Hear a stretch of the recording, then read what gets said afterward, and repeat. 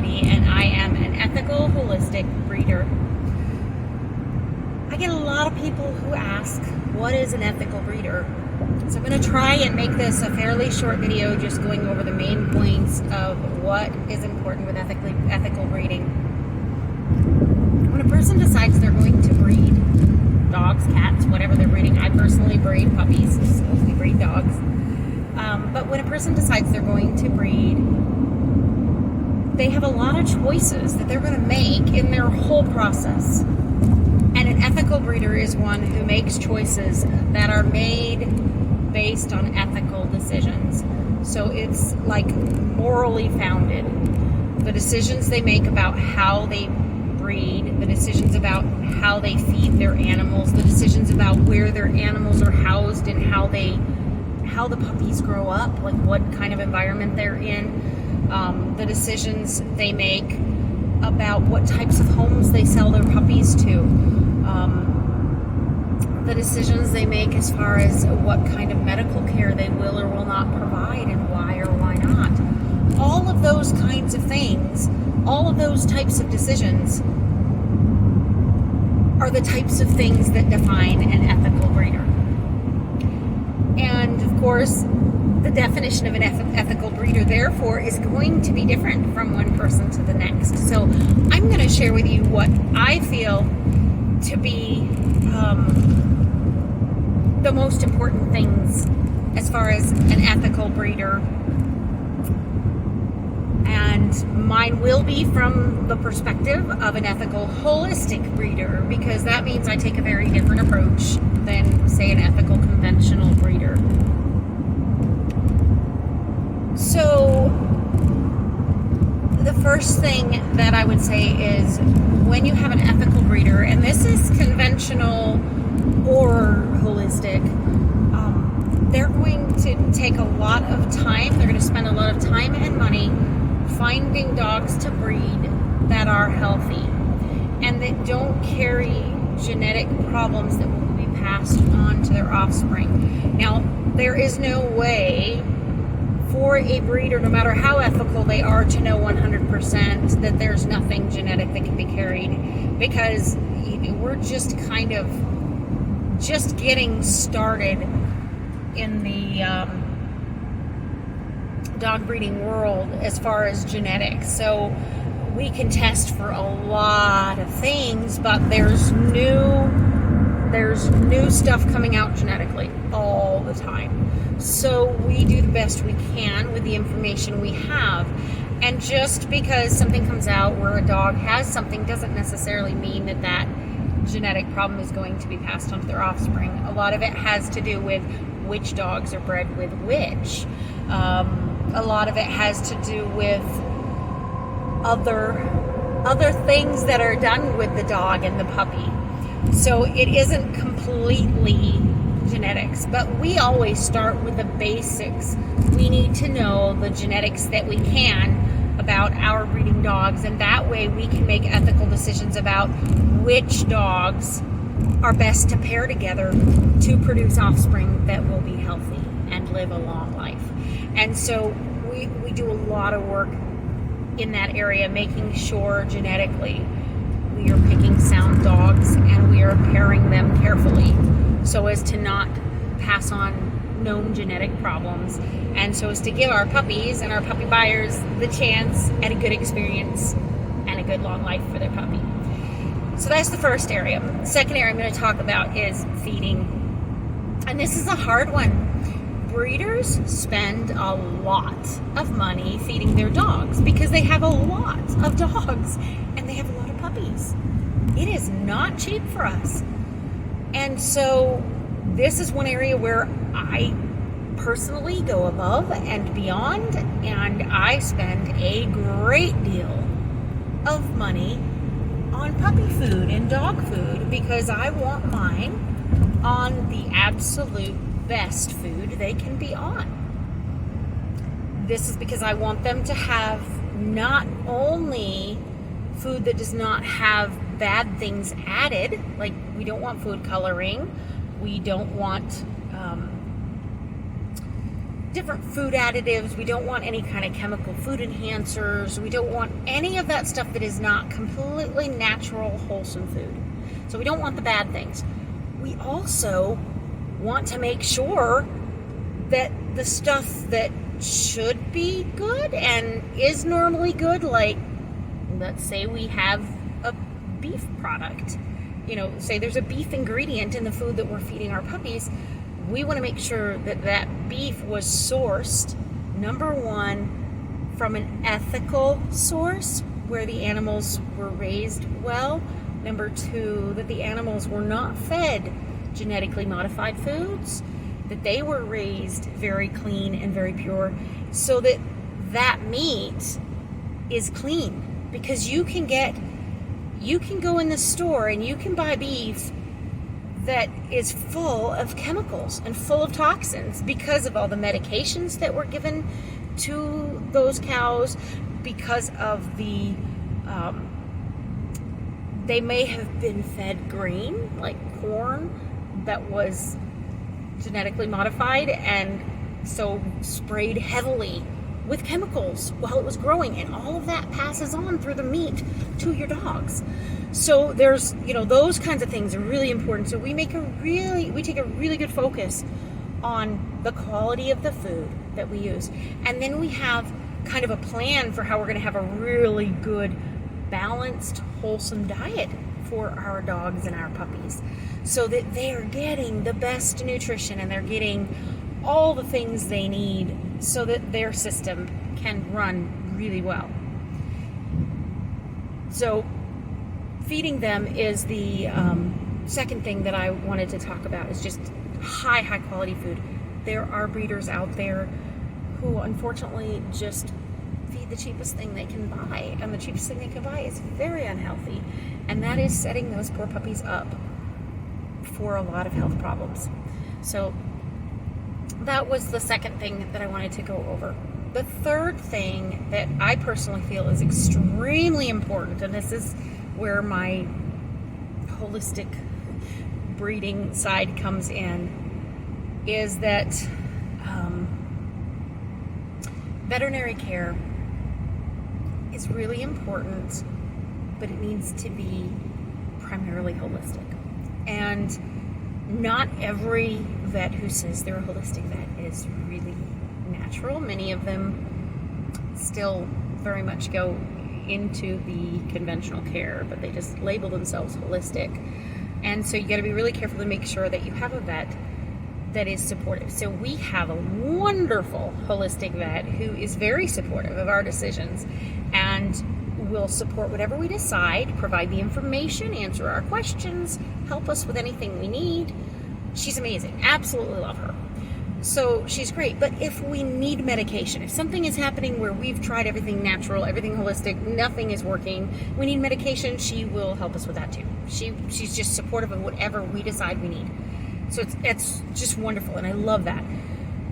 But in our own home, with our own dogs, with our own puppies, we provide holistic care from the get-go before we're ever getting them to the vet. So we limit chemical exposure. And one of the biggest ways you can do this, and this is a very controversial thing, I'm going to have to use a different word because I don't want my video to be being removed, but is to avoid the conventional things that are used to try and create immunity and supposedly protect against disease. So there is so much research out there, so much, to show that these things are causing severe damage to dogs and pets. And they, in my personal opinion, from my personal experiences as a dog breeder and seeing what's happened to puppies who have received these things and who have not, there is a very strong correlation between allergies, seizures, cancer, joint problems, big time, arthritis. There's so many different things that we have seen. Skin problems, which is often related to allergies, but just a huge amount of autoimmunity is caused by some of these things. And so then the body doesn't know what to do. The body attacks itself. It can bring on diabetes. It can, there's so many things that can happen, and people have no idea. So ethically, because I have learned about these, I have these sources, and they are hard to find with censorship. If you just search on Google, you're going to have trouble finding the sources. These are sources I had found before Google's censorship got really bad. And so I actually have access to quite a few of these resources, and I know how to find this information. And so I provide all of that to my buyers. I educate them so they become empowered. If they're educated and empowered and they understand the risks, then they understand the benefits of avoiding it. And if they know alternative ways to help their puppy to develop a strong natural immune system so that their puppy is ready and able to fight off diseases if they get exposed, and if they're given a whole medicine cabinet of products that can be used to help support their system if they ever get the diseases, so that they have their best chance at fighting it off well. It's just, these resources are available, and that is so critically important. And I feel like every ethical breeder should be teaching their people how to handle all these kind of medical things. Of course, we send them to the vet if something is serious, but we should be providing different things that they can do right off the bat. And they may not be able to get to the vet for a while, so they may have to do some things at home until they can, depending on their circumstances. So having access to this kind of information and this kind of education just empowers puppy parents to be able to care for their puppies in a more whole way that benefits their puppies tremendously. So going with a holistic approach to healthcare for your puppies, in my opinion, is the most ethical approach. Again, we do at times we will still do conventional if we need to, but we don't go there unless it's an emergency generally. So that's the third thing that ethical breeders, I feel, should be doing, is being honest about the realities of conventional care. And a lot of ethical breeders, a lot of conventional breeders, many of them don't even realize or recognize what's happening. So they would argue the opposite of me, that being ethical is using all the conventional stuff, and that if we're not, we're being abusive and neglectful. And they just don't have the information, they don't have the understanding of what is actually happening to these dogs and puppies when we use conventional care the way it is traditionally used. So number 4, the fourth area that I'm going to talk about with ethical breeders is how a puppy is raised, like the environment they're raised in. So everybody's heard of puppy mills and backyard breeders, and they're obviously extremely unethical, terrible in the way they raise their puppies, because puppy mills and backyard breeders, their mama dogs, are pretty much in cages with puppies. Usually it's not a very clean environment. Usually it's not a good environment for the puppies to be being properly socialized. Usually it's not a healthy place. Obviously, dogs should not be left in cages for the majority of the time. Being trained to a crate for nap time or for nighttime, for bedtime, that's perfectly fine, and that can actually be very good and give security to your pet. But it shouldn't be that they're in a crate all the time and the crate is filthy and they're not getting any appropriate socialization. So in our home, we have our living room, and we actually sometimes have different pens set up that are our puppy pens, depending how many puppies we have at the time.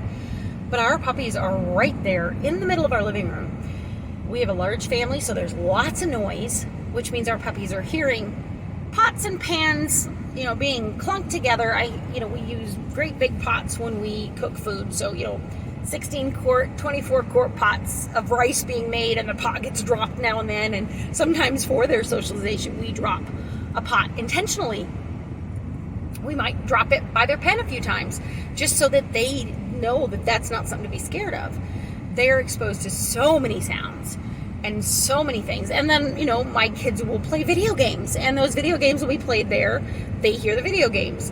We watch movies, and they hear everything from, whether it's, a Disney princess singing, or whether it's some sort of, guy adventure movie, or whether it's something like Lord of the Rings, a fantasy movie with lots of, fighting and war and whatever.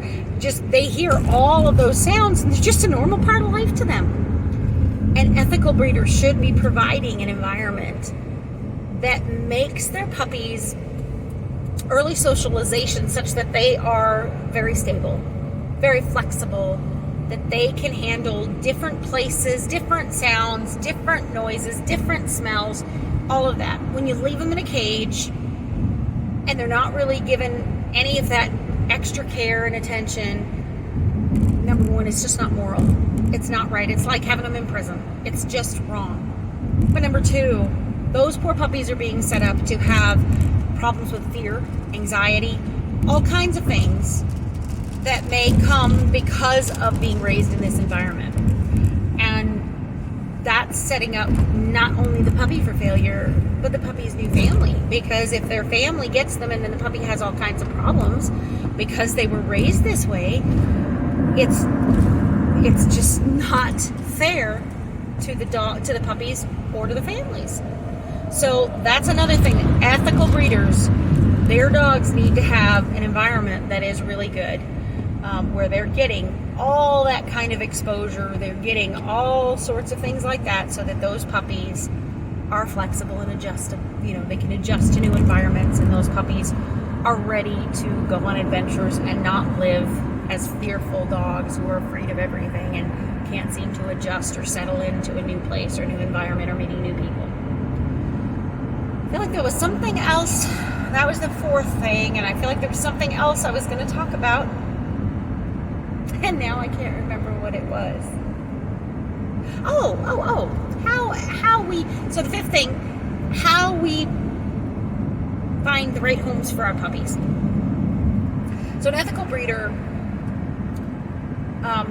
should never just let someone, I shouldn't say it should never, but an ethical breeder will not let someone pick a puppy purely on appearance. There are a lot of people who see a puppy and that's all they want. They want a puppy that looks like that puppy. So they want the outward appearance.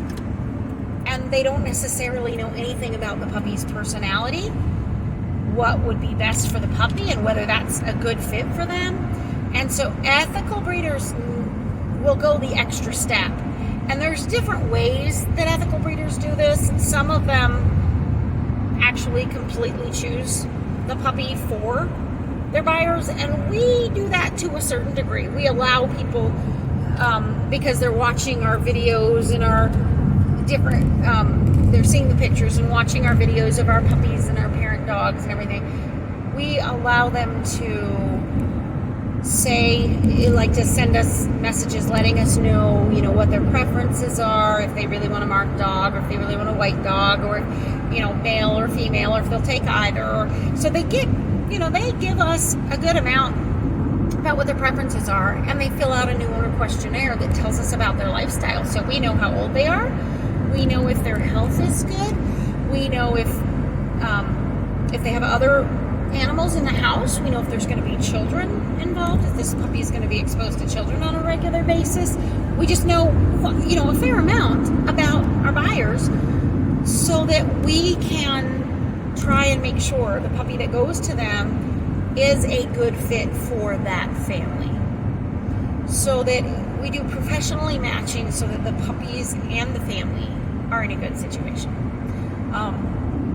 I know other breeders who do allow their puppy families to select, but they guide it, so it's still sort of like what we do, and I'm not sure all the details on how they do that.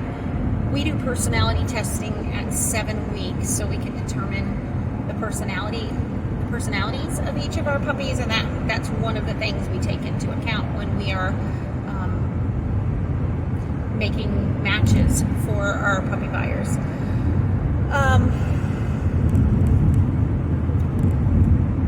So I think, so in this, if we just allow people to select a puppy, say based on appearance, I love the way this one appears, or even if they meet the puppies and it's the first puppy that runs up to them. A lot of times people will be like, oh, well, that puppy chose me. No, that's not usually true. Usually, when a puppy meets a stranger, you're seeing that puppy when that puppy is a little bit afraid, a little bit uncertain. So if a puppy, when they first meet a stranger, comes running up to that person, what that tells me about that puppy is most likely very bold, confident, possibly even dominant, and that puppy is probably a higher energy dog. Not always, because there's other things that play into. You can have a very bold, confident dog that isn't necessarily high energy. But when a dog runs up that happily and that openly to meet someone,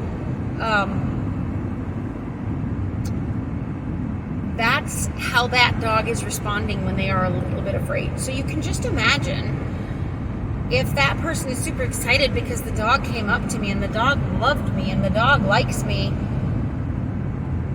but then if they get to take that puppy home, let's say it's an older person who's not as healthy and can't really handle a dog that is super active or maybe really stubborn.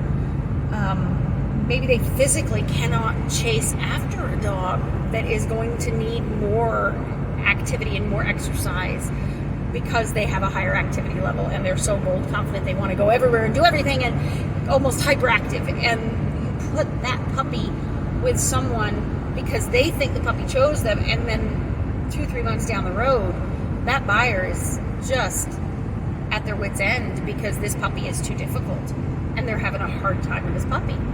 It's not a service to the puppy. It's not a service to the family, because that puppy should not have gone to that home. That puppy needs to go to a home where there's someone who's young and active, maybe someone who has a few older children that can take that puppy outside and run the energy out of that puppy for a few hours every day.